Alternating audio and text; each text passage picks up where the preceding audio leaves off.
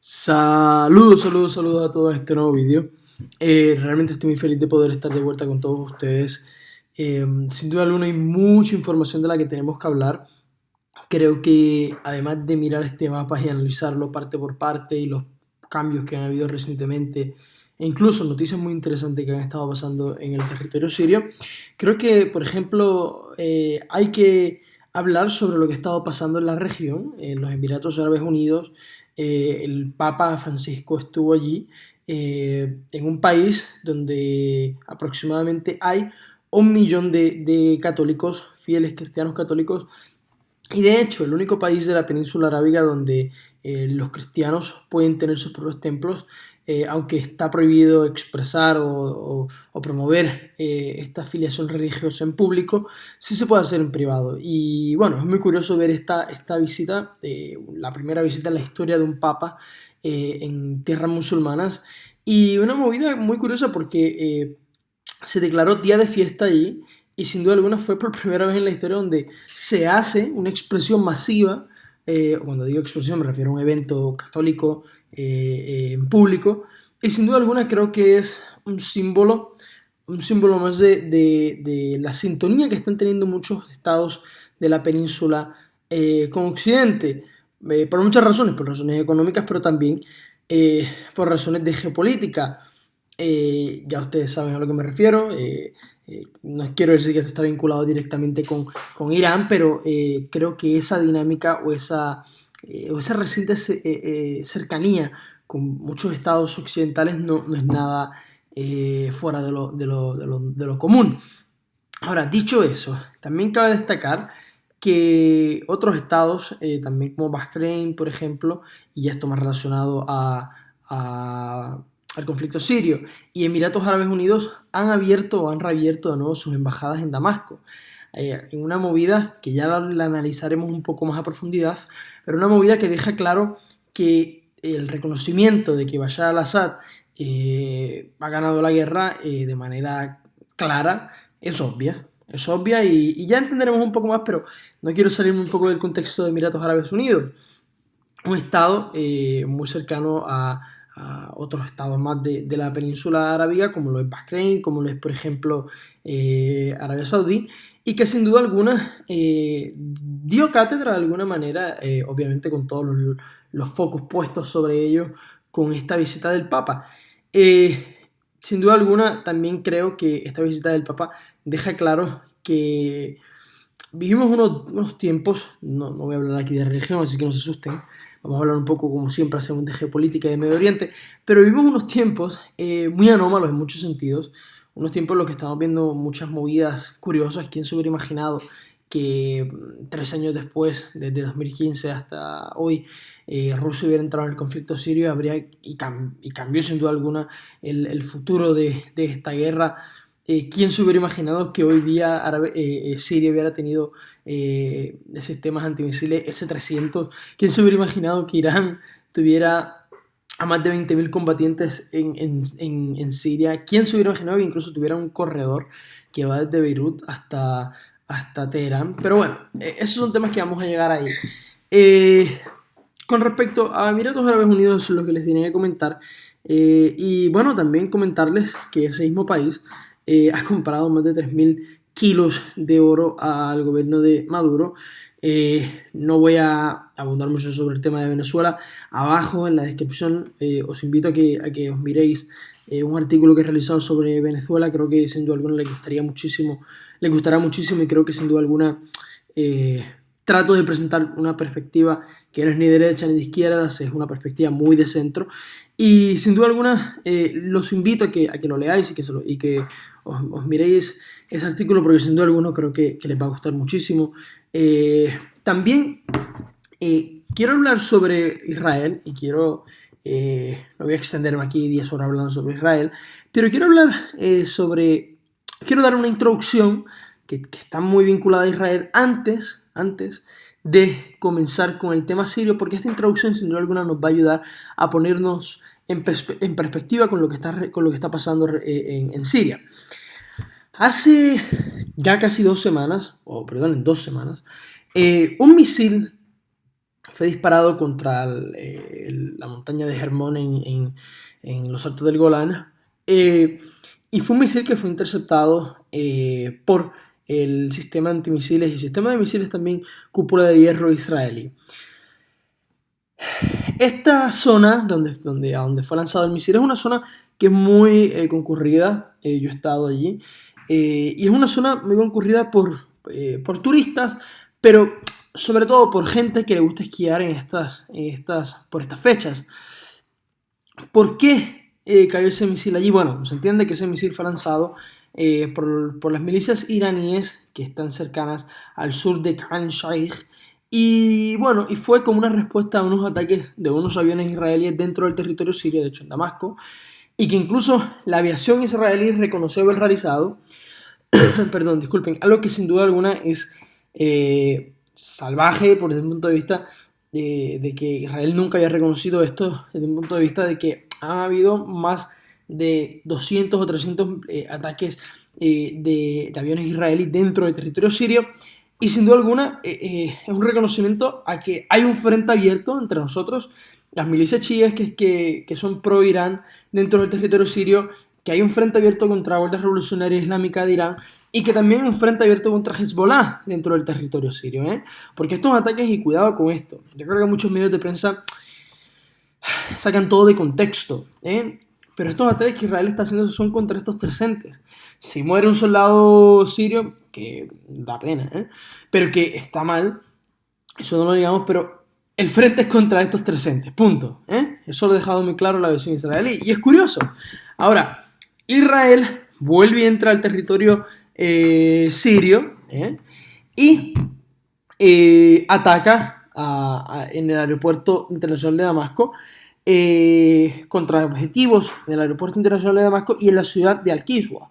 Ahora, posteriormente, Israel, como mencioné, había atacado en territorio sirio, pero en esta ocasión atacó un depósito de armas, un campo de entrenamiento y una infraestructura de inteligencia iraní en Damasco, dejando saber que, y con estos ataques muy selectivos, que sin duda alguna, primero que nada, que los sistemas antimisiles sirios e iraníes dentro de Siria o no están funcionando bien, o no están muy bien localizados, o aún no han descubierto la ruta que Israel está utilizando para entrar en territorio sirio, que es muy obvio, es una ruta que atraviesa el sur de Bastrún y penetra hasta el norte de Damasco. En otras ocasiones también lo ha hecho cercano a lo que es la ciudad de Shlomi, y atacan dentro del territorio sirio. Pero bueno, ahora, además, según informó la visión israelí, y es lo que se pudo comprobar con imágenes de satélites, Israel atacó decenas de baterías tierra-aire, y se estima también que murieron aproximadamente 21 personas, entre ellos 4 sirios, y los otros eran iraníes y miembros de las milicias chiitas pro-Irán. Ahora, dicho eso, vamos a marcar un punto aquí con respecto a Israel en Siria. Vamos a hablar sobre otra cosa muy curiosa que estaba pasando también. Disculpen, muchos de vosotros me imagino que habéis visto que, bueno, recientemente hubieron aproximadamente 10.000 milicias chiitas pro-Irán, financiadas por Irán, que también cruzaron la frontera de Irak a Siria para fortalecer la presencia de las otras milicias chiitas pakistaníes y afganíes, disculpen por ese disparate, y también iraníes que combaten en Siria. Ahora, dentro de ese contexto, ¿qué está pasando en Irak? Que me ha surgido una idea y que también, aunque no lo creáis, lo he confirmado también con otras personas que aquí en la ciudad de Washington son especialistas en el conflicto sirio e iraquí, y me han comentado lo mismo, una preocupación que me llama mucho la atención, y es Israel, ante el amplio desarrollo que está teniendo en Siria y la vulnerable protección aérea que existe sobre el territorio iraquí. Israel comenzará a atacar dentro de Irak. Pues miren, sí, hay una posibilidad. Hay una posibilidad de que no solamente lo haga en Siria, sino que también lo haga en Irak. Y yo creo que una de las cosas que confirma esta teoría y que si pronto ocurre, veráis que no estoy tan loco, es el hecho de que se están moviendo varias milicias pro-Irán desde territorio iraquí a territorio sirio. Entonces, claro, aquí llegados a este punto, y permítanme poder hacerles ejemplo, desde Al-Anbar, Akashat, Al-Rubba, desde estas tres ciudades principales y también de Al-Bagh y Shingal han estado pasando milicias chiitas pro-Irán, afines a Irán, a territorio sirio. Y yo creo que lo están haciendo no porque es Irán, que ya tiene 13 bases militares en Siria, que hasta ese momento tenía casi 10.000 combatientes, sin contar a Hezbollah en Siria, que hay aproximadamente 3.000 miembros de Hezbollah, probablemente un poquito menos en Siria. Yo creo que lo hace no solamente para expandir sus bases militares, sino también para poder fortalecer su presencia en Siria y también fortalecer el territorio sirio y proteger a sus miembros allí. Y no tener que dividir los esfuerzos entre proteger a mis milicianos aquí en Irak y también en Siria. Irán sabe que la presencia de Daesh en Irak está controlada, y lo sabe. Y por eso, y aún así no se confía, y por eso ha dejado milicianos chiitas también entrenados, chiitas iraquíes, entrenados por los iraníes, en Irak, en los que confían mucho. De hecho, Irán también, una coalición de partidos políticos en Irak afines a Irán, ha quedado en segundo lugar en las elecciones iraquíes, y de hecho ya ha copado 1/3 del parlamento, de escaños en el parlamento iraquí, afianzando no solamente su presencia paramilitar en Irak, sino también a nivel político. Algo que en Siria algo de lo que en Siria no se tiene que preocupar para nada, ni tampoco en el Líbano. Ahora, mueve sus tropas, esto puede ser que sea una teoría que esté mal, probablemente quizás muchos de vosotros digáis esto, pero mueve sus tropas a través de la frontera. Disculpen mis dibujos, sé que mis dibujos parecen de un niño de 4 años, pero os pido perdón. Mueven sus paramilitares o sus milicias que están en Irán a territorio sirio, a sabiendas de que lo que yo comento podría pasar. Es una teoría que también en su reunión, y me lo comentaban recientemente unas personas que están muy involucradas con esto, con este tema en particular en Irak, que es una cosa de la que Mike Pompeo en su visita reciente al Kurdistán iraquí, sí, en su reunión con Barzani, con el expresidente Barzani, en su visita a Erbil, así que este mapa me lo permite, perdón, aquí que se ve un poquito más, en su reciente visita a Erbil lo comentó con el expresidente kurdo Barzani, también con su sobrino, el primer ministro Barzani también, y es una posibilidad de que Israel también bombardee dentro del territorio iraquí. Ahora, ¿cuál sería el efecto? O sea, ¿cuál sería la respuesta de la comunidad internacional ante los ataques israelíes si ocurrieran dentro del territorio iraquí? Sería muy curioso verlo. Dentro del territorio sirio, Rusia, luego de estos ataques de los que os comentaba anteriormente, dejó claro que eran intolerables y que no se podían realizar. En muchas de estas ocasiones yo tenía una teoría también que al parecer estaba no tan correcta, y era de que si Israel coordinaba sus ataques dentro del territorio sirio, vayan aproximadamente 3 o 4 o 5 vídeos atrás y lo veráis. Perdón, yo tenía la concentración o la idea de que si los coordinaban con los rusos podrían haber filtrado esta información a los sirios y a los iraníes. Algo que al parecer no estaba ocurriendo, a pesar de que han estado coordinando sus ataques, los israelíes con los rusos, dentro del territorio sirio. Así que vemos que no solamente Rusia e Irán son cercanos, pero no tan cercanos, sino que también vemos expresiones recientes del actual portavoz del Kremlin diciendo que la seguridad de Israel es su prioridad también, y en una clara movida y un gesto de simpatía con su comunidad rusa en Israel, donde hay más de 1 millón de rusos, obviamente, pero también demuestra esto de que a pesar de que son cercanos a Irán o que se han acercado extremadamente debido al conflicto sirio, también hay diferencias y hay competencia, Y los rusos son conscientes de ello y también los iraníes también. Aquí el único que a veces yo no entiendo si es consciente de ello realmente es Bashar al-Assad, pero bueno. Ahora, vamos a hablar sobre, o el último punto que quiero tocarles sobre Israel. Recientemente, Netanyahu, en un viaje a Chad, en África, tenía que pasar para poder no tener problemas, ya que muchos países no tienen relaciones diplomáticas con Israel, tenía que pasar por Sudán del Sur específicamente. Sudán del Sur es un nuevo estado que en el año 2011 logró su independencia y que, de hecho, en el siglo pasado, los años 60-70, tuvieron muchos rebeldes cristianos a los que la inteligencia israelí, el Mossad, por ejemplo, reconoció en un documental reciente, de hecho, y lo pueden buscar en Netflix, se llama Inside the Mossad, reconoció haber ayudado a los combatientes cristianos en Sudán del Sur. De hecho, tuvieron no solamente asesores militares, asesores de estos grupos paramilitares en Beirut ya en el año 75, rápido al comienzo de la guerra, donde apoyaron a los falangistas. Posteriormente, de hecho, incluso apoyaron a Hezbollah en sus inicios, pero nada, eso es un tema aparte. Sino que también en Sudán del Sur lo hicieron, tuvieron miembros del Mossad que combatieron también en Sudán del Sur, aunque fue de una manera en menor escala, pero sí estuvieron allí.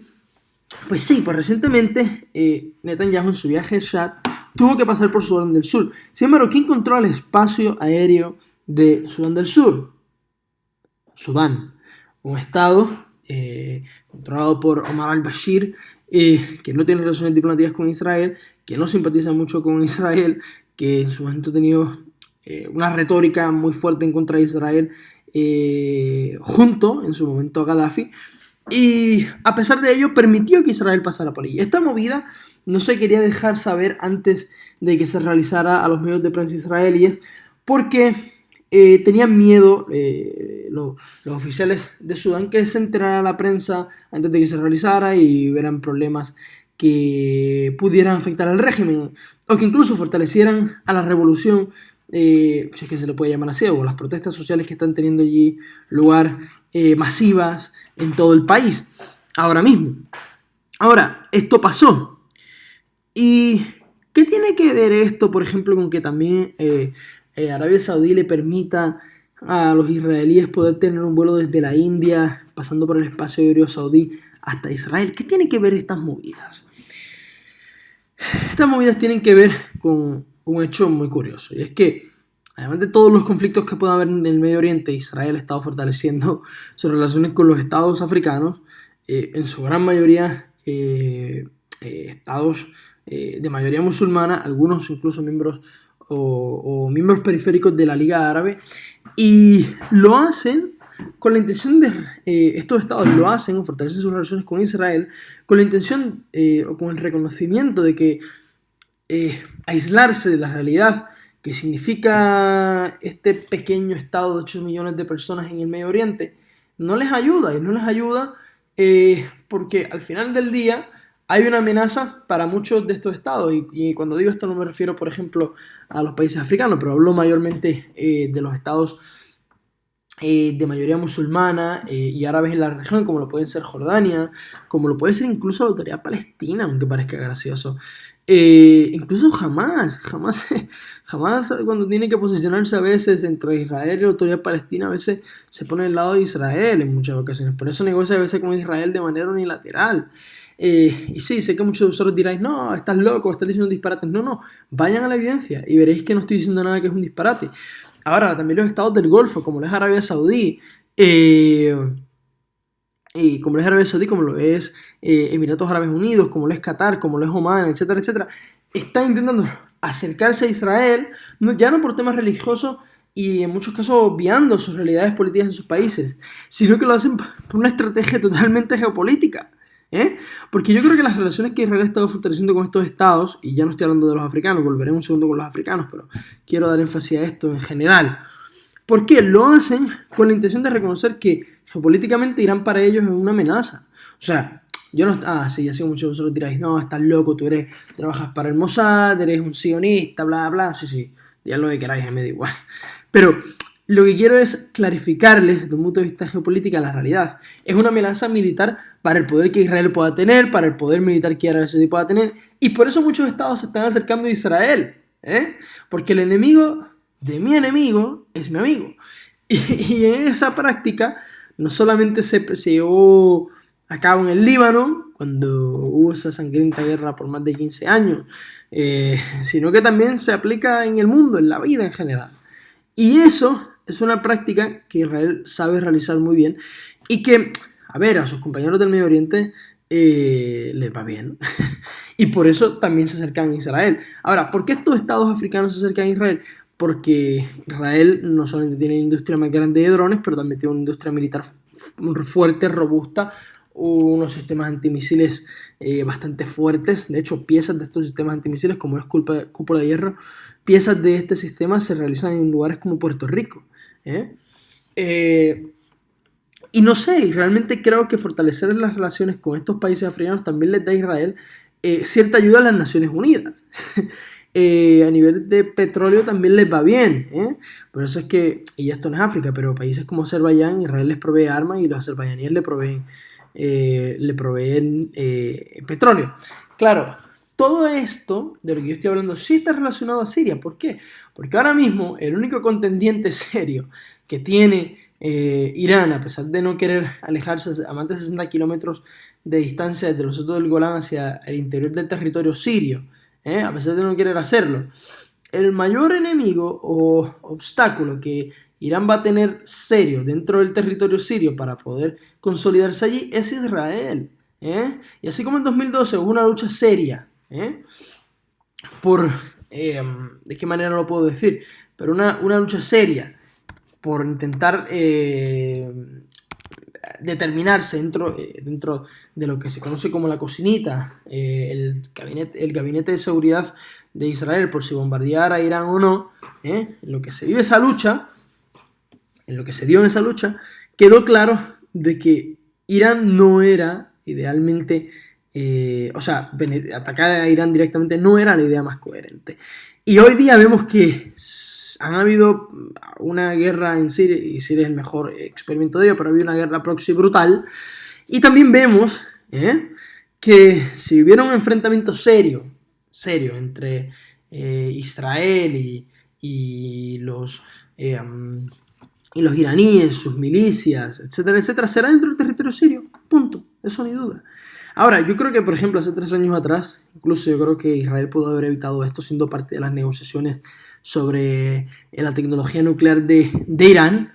Creo que si hubieran realizado eso, en mi opinión, creo que si hubieran realizado eso, pudieran haber influenciado con inteligencia del Mossad, pudieran haber influenciado con sus expertos, tecnología, etcétera, etcétera, para determinar o delimitar en buena parte el programa nuclear sirio. Y yo creo que no se hubiera llegado, incluso a pesar de todos los acontecimientos que han pasado en la guerra siria, digamos que hubiera pasado todo lo que estaba aconteciendo en la guerra siria y que Irán estuviera actualmente dentro del territorio sirio. Sí, seguiría siendo una amenaza para Israel, pero no creo que con la misma intensidad debido a no haber sido parte de ese acuerdo. Una cosa que olvidé mencionar y un ejemplo que demuestra por qué el fortalecimiento de relaciones de Israel con muchos estados sunitas, musulmanes y árabes de la región que no simpatizan mucho con Irán y también con estados africanos, un ejemplo del fortalecimiento de esto es la visita, por ejemplo, de una ministra israelí, la ministra de Deportes, a la tercera sinagoga más grande del mundo musulmán, localizada en los Emiratos Árabes Unidos. Ejemplo de ello es cuando uno de los ministros, Israel Katz, en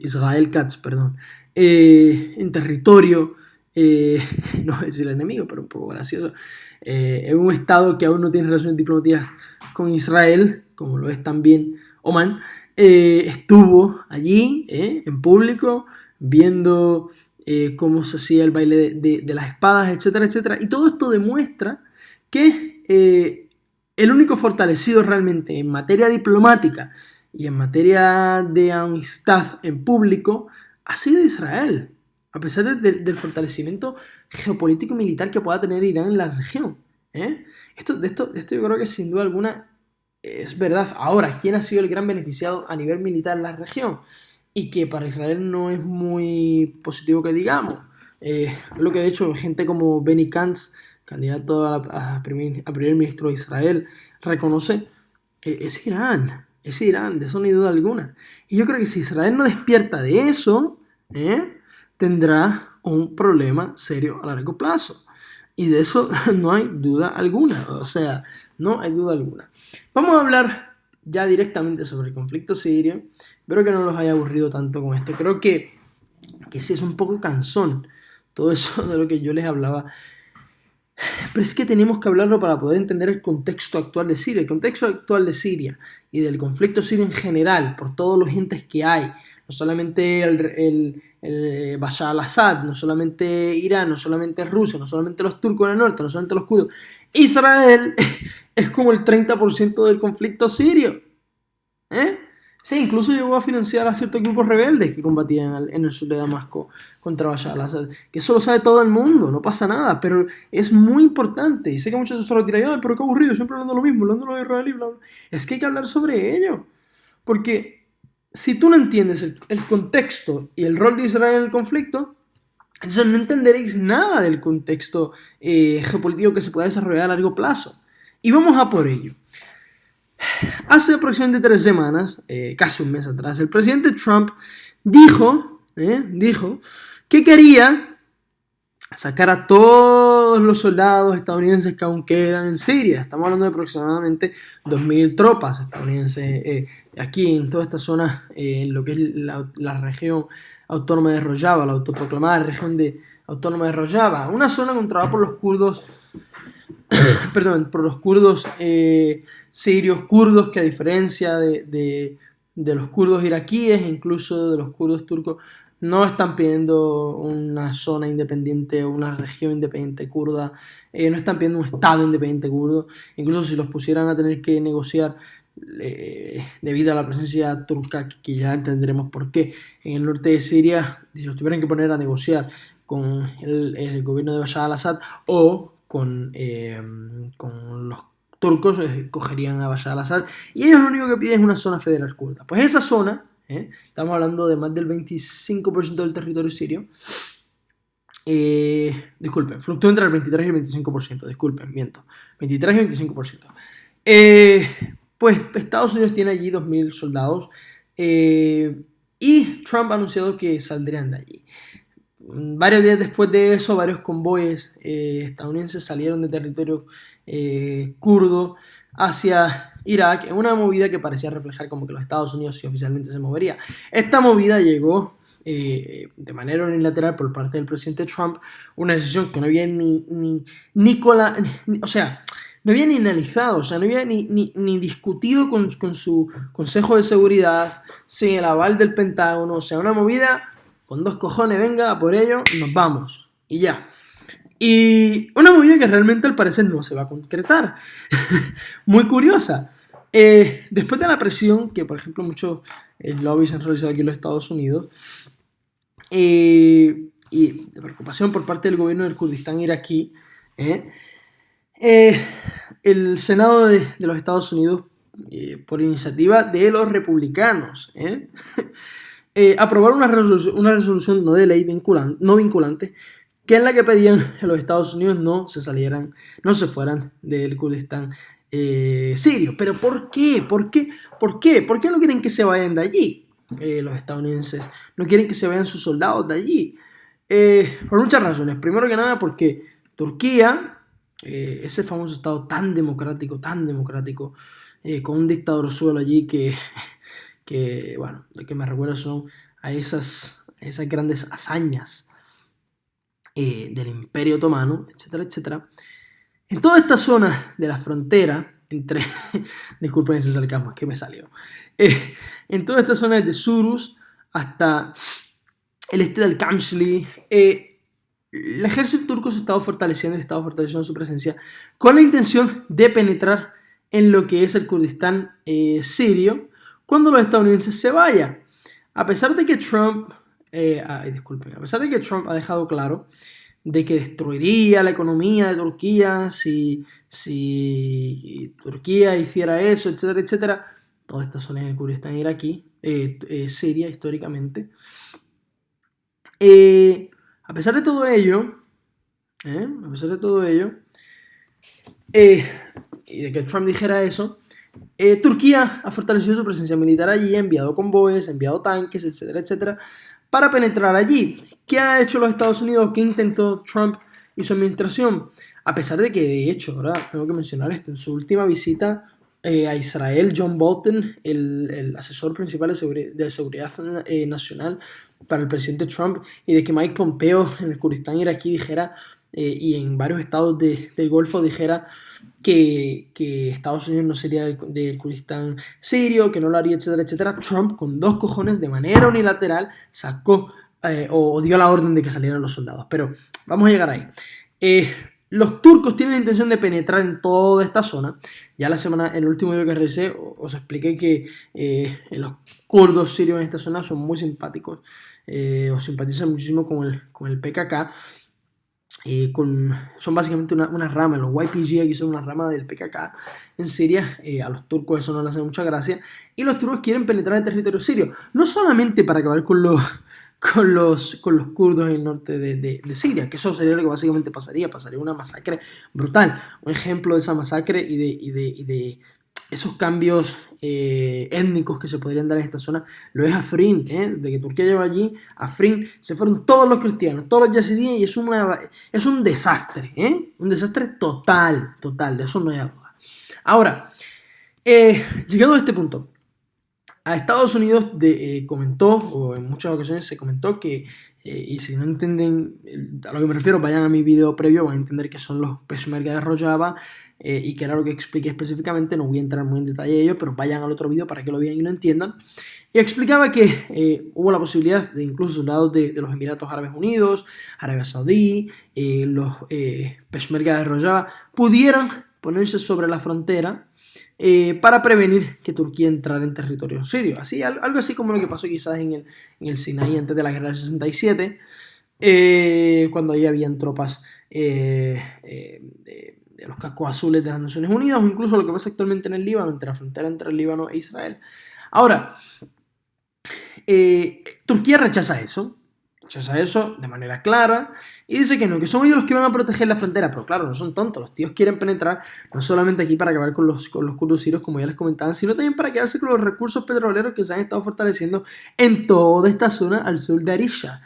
O sea, los turcos no son tontos, o sea, entran, que no les cambien los turcos, tienen miedo supuestamente de que se unan al PKK e intenten independizar a toda esta zona del sureste del país turco, y acabarles y bla, bla, bla, bla. O sea, claro, recordaros de una cosa, los turcos tienen una muy buena relación con los kurdos iraquíes, no así con los kurdos sirios. Así que quien ha estado también en este proceso de intermediación han sido los kurdos iraquíes. Dicho eso.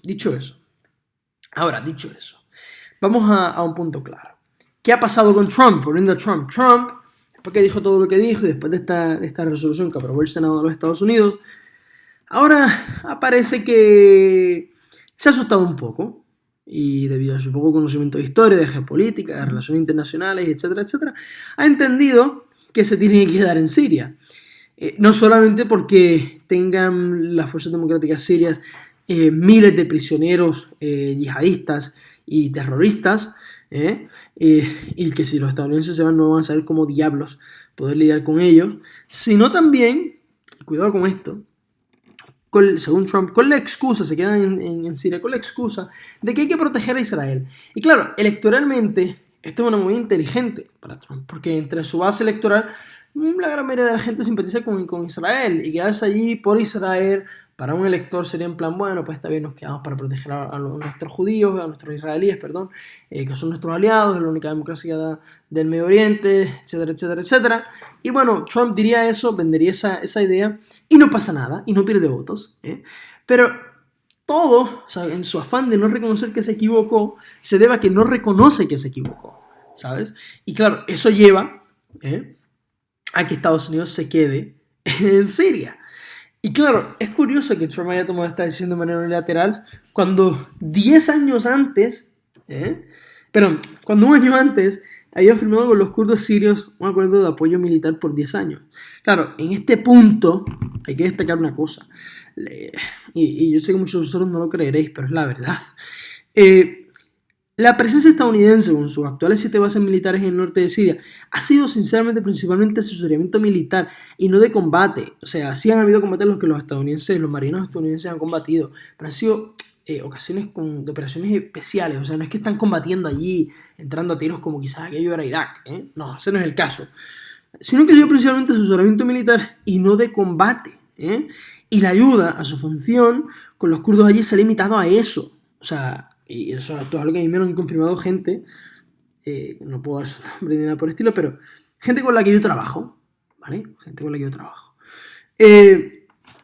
Y esto es algo que hay que destacar.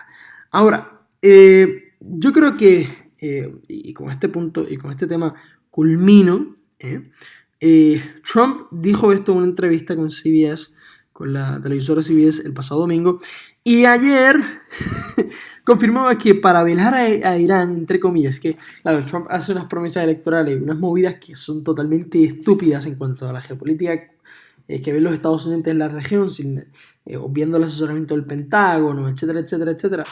Y dice que, bueno, también nos vamos a quedar en Irán, vamos a mantener nuestras 2.000 tropas en Siria, vamos también a mantener nuestras 5.200 tropas en varias en las decenas de bases militares que tenemos en Irak para velar a Irán. Claro, sale ay, Dios mío, perdón. Sale,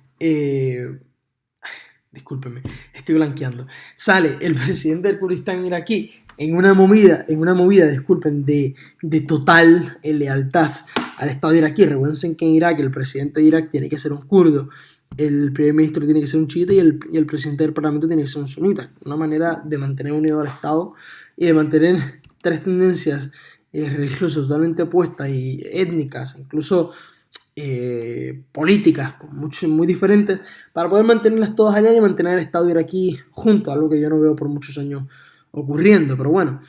Y nada, y al presidente de Irak no le gustó, que es un kurdo, y no le gustó, y fue una movida de lealtad al Estado, de decir, por ejemplo, miren, os tenéis que ir de este país, un país al que habéis colonizado básicamente, pero claro, Estados Unidos dice, si me voy y los iraníes se siguen apoderando del Estado, ya tienen una tercera parte del Parlamento, o influencia sobre partidos políticos que controlan una tercera parte del Parlamento, y no sé.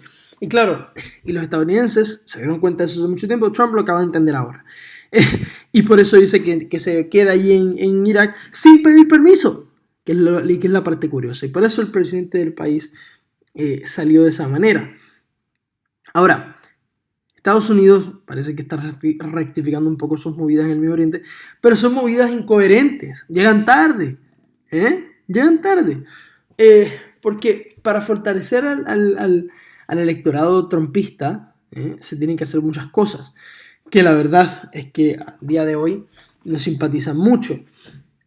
Y una última noticia que antes de pasar a ver las noticias recientes de lo que está pasando, de lo que ha estado pasando en el territorio sirio, hay que destacar una cosa, y es que las fuerzas democráticas sirias, quienes junto a los YPG controlan toda esta zona territorial en Siria, o lo que es la autodenominada región de Rojava, tienen en su control a aproximadamente 3.000 presos, y se estima que en Siria fueron a combatir aproximadamente 5.000 yihadistas europeos. 1.000 y pico de ellos cruzaron, incluso probablemente más, pero esto es un número medio que se dio que dio la Unión Europea durante aquel periodo de crisis migratoria que estaba pasando en Europa, llegando a Turquía y a Grecia. Se informó de que 1.000 y pico de ellos estaban cruzando a través de la frontera turca. Esto sin contar lo que en otros vídeos míos, muy al principio de cuando comencé a realizar esta serie de vídeos, veíamos que Turquía apoyaba a Daesh en la frontera, dándole comida, apoyo militar, tratamientos médicos, etcétera, etcétera. Curioso. Y también se informó de que aproximadamente 130 de estos yihadistas franceses, que claro, con la probablemente no salida de estadounidenses no será tanto un peligro, pero que si se daba sería un peligro para las fuerzas democráticas sirias mantener estos tíos encarcelados porque es súper complicado y quienes realmente tienen entrenamiento para esto eran los estadounidenses. Y claro, se entiende que aproximadamente 130 yihadistas de estos regresarán a Francia. Déjenme allá, allá abajo en sus comentarios qué ustedes piensan sobre esto. ¿Creen que a estas personas, y voy a proponer un debate en el que yo no voy a opinar, pero quiero que me dejen abajo sus comentarios, ¿ustedes creen que esta gente deberían de matarlos o encarcelarlos e intentar desradicalizarlos? ¿O qué pasaría, por ejemplo, si no logran ser desradicalizados? ¿Qué ustedes piensan? Déjenme ahí abajo lo que ustedes piensan y nada, estaré muy agradecido por ello. ¡A por faena! Ya estamos en una etapa final del vídeo. Pero nada, ¿qué ha estado pasando aquí, cercano a la frontera con los Altos del Golán? Aproximadamente 3 miembros de una milicia pro-Al-Assad fueron asesinados por un device explosivo cercano a un punto militar en el norte de Dara, en la ciudad de Namar. ¿Qué ha estado pasando también acá? Vamos a acercarnos un poquito a este mapa. ¿Qué ha estado pasando aquí? Primero es que varios reportes... Ay, perdón, discúlpenme, me he equivocado. Oh, la he liado. Vale. Perdón, varios reportes de la coalición internacional anuncian que la coalición internacional atacó a una milicia o una posición de una milicia iraní en la ciudad de Subaya hace aproximadamente 26 horas atrás, cercanos a Bukamal. También se informa de que las fuerzas democráticas sirias han capturado Hajin y toda su porción territorial adyacente, expulsando así a militantes de Daesh y finalmente limpiando toda la zona de minas. También se informa de que gradualmente han estado regresando muchos residentes a la zona. Y también las fuerzas democráticas sirias están pidiendo públicamente que organizaciones humanitarias vengan a la zona a rehabilitar o ayudar a estas personas a poder vivir allí. También a poder vivir allí de nuevo. También hay que informar que varias noticias informan de que en Siria el conflicto sirio le quedan varios años. Vamos a resumirlo de esa manera. ¿Por qué? Porque, como les comentaba ahorita, el proceso de negociación que habrá en el país será un proceso muy tenso y se extenderá por mucho tiempo. Y sin duda alguna yo creo en ello y concuerdo con ello. Otra cosa muy interesante que estaba pasando es que, algo que también había comentado en el video anterior, entre el 70 y el 90% de todos los recursos petroleros de Irak, de Siria, en función se encuentran en toda esta porción territorial controlada por los kurdos. Algo que vemos que se ha estado expandiendo. Y vemos que la producción de petróleo ya supera los más de 15 campos de petróleo en funcionamiento, algo que en su momento floreció también con la presencia de Daesh, pero que debido a los enfrentamientos que hubieron entre las fuerzas democráticas sirias, el ejército sirio desde Maidán hasta acá hasta el sur, y después cuando ambas fuerzas comenzaron a acabar con Daesh, los kurdos lo hicieron en toda esta zona con Daesh, los iraquíes lo hicieron a todo esto aquí en el desierto sirio, donde vemos que han reducido brutalmente la presencia de Daesh. Han liberado toda la carretera que conecta de Ir el-Zor hasta Palmira, de Palmira hasta Dara, pasando por Damasco también. Y vemos que en ambos lados se ha fortalecido o se ha impulsado la explotación de recursos petroleros. Ahora bien, vámonos un poco acá al Hasaka.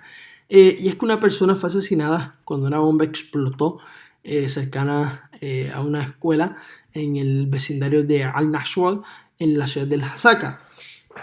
Algo que también creo que olvidé mencionar, y que les pido disculpas por ello. ¿Dónde es que está? Si es que lo puedo encontrar. No lo puedo encontrar. Les pido disculpas. Si me acuerdo de ello, se los enseño, les pido disculpas. He estado pasando por acá en la zona más oriental del país y es que más equipo ha sido traído del norte de Siria, equipo militar por parte de las fuerzas de la coalición internacional. Recuérdense que no solamente Estados Unidos es parte de esa coalición, también estados importantes como Francia, que ha informado también junto a Alemania que no se van del norte de Siria, están en el norte de Irak. Vámonos aquí, a la zona más occidental del país. Y es que, bueno, han salido unas imágenes muy interesantes, un poco conmovedoras también sobre combatientes de las Fuerzas Democráticas Sirias en el funeral en Kobani de uno de sus camaradas asesinados en la batalla en contra de la bolsa de Daesh en Siria. Y son unas imágenes que os invito a que se las miréis porque son unas imágenes muy conmovedoras, por llamarlas de una manera. Ostras, ¿qué ha pasado aquí? Ah, vale. Eh, Perdón. Eh, vale, las fuerzas eh, sirias, o por llamarla de alguna manera, no sé cómo llamar a los grupos opositores que están en esta porción controlada por Turquía y el Ejército Libre Sirio, vamos a llamarlos miembros del Ejército Libre Sirio, han paralizado han arrestado a un conductor que tenía una motora bomba en la villa de Al-Tuqra al-Kavir, al sur de Jarabulus, luego de que cruzara desde las zonas controladas por las Fuerzas Democráticas Sirias. Eh, Creo que me explico un poco más. Creo que estas zonas no solo están controladas por el Ejército Libre Sirio, también por los turcos y por otras milicias más, ¿vale? En esta zona, que es la zona de Idlib, en esta bolsa de Idlib, una bolsa bastante amplia donde actualmente viven 3 millones de personas, es donde están mayormente concentrados grupos terroristas y yihadistas que también simpatizan y a los que también Turquía ha estado ayudando en cuanto a armas. También una explosión en la ciudad de Manbij, cercano al centro de la ciudad, en la calle de Jarabulus, fue reportado otra explosión más en la que murieron 2 civiles, incluidos un niño. Eh, Fueron asesinados cuando un coche bomba explotó en la villa de Al-Awasi, al este de Alepo. Y también una noticia muy curiosa ha surgido, y es que, bueno, eh, una plataforma de vigilancia militar que tiene Turquía sobre Afrin se ha visto y se ha demostrado que, bueno, que realmente esa ciudad se está arabizando con fuerza, o sea, pero con mucha fuerza. Muy curioso esto, muy curioso esto. Vemos también que la cantidad de puntos de observación que tienen aquí los turcos, los rusos y los iraníes se está fortaleciendo. Por ejemplo, los rojos son los rusos, disculpen, los anaranjados son los iraníes y los azules son los turcos. Y vemos claro, se han fortalecido, nos han expandido la cantidad de ellos desde el interior y también el exterior, porque desde el interior los turcos miran a los iraníes y a los rusos y desde acá afuera viceversa. Claro, estos puntos de observación ocurren porque los turcos, perdón, los iraníes, los sirios y los rusos en su momento querían penetrar sobre esta bolsa. Han habido negociaciones para que ello no se dé, porque sin duda alguna, en mi opinión, sería un próximo Alepo, sin duda alguna. Pero es algo que en su momento va a ocurrir a menos que haya unas negociaciones serias en Siria sobre cómo acabar con estos yihadistas. No sé si los enviarían a Turquía o lo que sería, pero es una mesa en la que sin duda alguna se sentarían también los turcos con los sirios, los iraníes y los rusos, con la bendición de Israel, de los Estados Unidos y también con la presencia de los kurdos sirios, incluso con los kurdos iraquíes también estarán por allí. Algo que probablemente a Turquía no le guste, pero si no le va a gustar, creo que no tendrá otra opción. A menos que intente penetrar aquí a Siria, lo que sin duda alguna aislaría muchísimo a Irán. Y por eso es que de hecho no lo ha hecho. Por eso. Anyways, volvamos. 2 civiles fueron heridos por el uso de artillería en la ciudad de Samar, en el sur de Alepo, por parte de las fuerzas sirias. También 4 niños fueron heridos en un ataque en el campo de Ahmed, al norte de Idlib. Y también vemos que los bombardeos por parte de la aviación siria al sur de Idlib continúan. En esta ocasión, por ejemplo, hubieron 5 civiles que murieron en estos bombardeos luego de que al norte de Hama, en Kafbanu, Nabouda, cayeran varios misiles sirios. Las fuerzas pro-Assad bombardearon también las ciudades y las villas de Jirnas, Rafah, Sukai, Al-Halba y Al-Qubain en la porción sureste de Idlib. Los bombardeos continúan. Esto es lo que parece no acabar. Jolín, no para. Perdón. Os pido disculpas por esa cosa que me sigue apareciendo. También creo que es importante recalcar una cosita, y es que vemos cercano al ataque, donde está una base aérea importante, rusa. Vemos que también varios vuelos por parte del Navy estadounidense, vuelos de reconocimiento, han estado recopilando inteligencia por toda esta zona del Mediterráneo. No os olvidéis que también en Chipre, en la porción controlada por los chipriotas y no por la zona ocupada por Turquía, algo que de hecho es un buen ejemplo de por qué a los sirios y a los kurdos no les conviene permitir que Turquía se establezca ni en esta zona ni en todo el norte de Siria, porque podría ser otro Chipre del norte donde los kurdos han ocupado toda esa porción territorial. Vemos que también este avión ha estado recopilando inteligencia cercano a Chipre, un estado donde en la porción chipriota, en la porción de la República de Chipre, está la base aérea británica más grande fuera del país. De hecho, por curiosidad, nada para que lo sepáis, la base militar estadounidense más grande en el mundo se encuentra en Kosovo.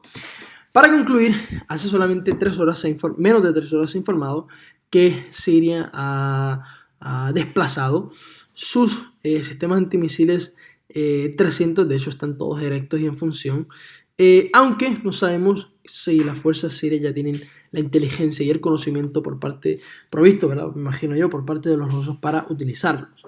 Espero que les haya gustado este video, denle like, suscríbanse al canal, compartan el vídeo, presionen la campanita porfa para que cada vez que realice, por ejemplo, un vídeo, llegue este vídeo automáticamente. Mírense el artículo que he escrito sobre Venezuela que está abajo, se los pido, creo que les va a gustar a muchos de ustedes, creo que a muchos de ustedes no les va a gustar, pero siempre es bueno leer lo que los demás piensan, o sea, siempre es bueno nutrirse de todas las opiniones para uno poder crear un criterio y una opinión crítica propia, que es lo más importante siempre. También abajo en la descripción os encontraréis con otros artículos que he escrito en otras lenguas. Y también están a la venta los 2 libros que he escrito. Si a alguno de ustedes les interesa aprender un poco sobre Puerto Rico o sobre el asunto colonial que se lleva allí, o por ejemplo leer simplemente la recopilación de varios artículos que realicé hace varios años atrás, os invito, está ahí abajo, están a precios muy razonables. Y nada, gracias a todos por su apoyo, por dejar sus comentarios abajo, siempre por apoyarme, por estimularme, y creo que sin vosotros no tuviera ánimo para poder realizar estos vídeos. Muchas gracias y que tengáis un buen día.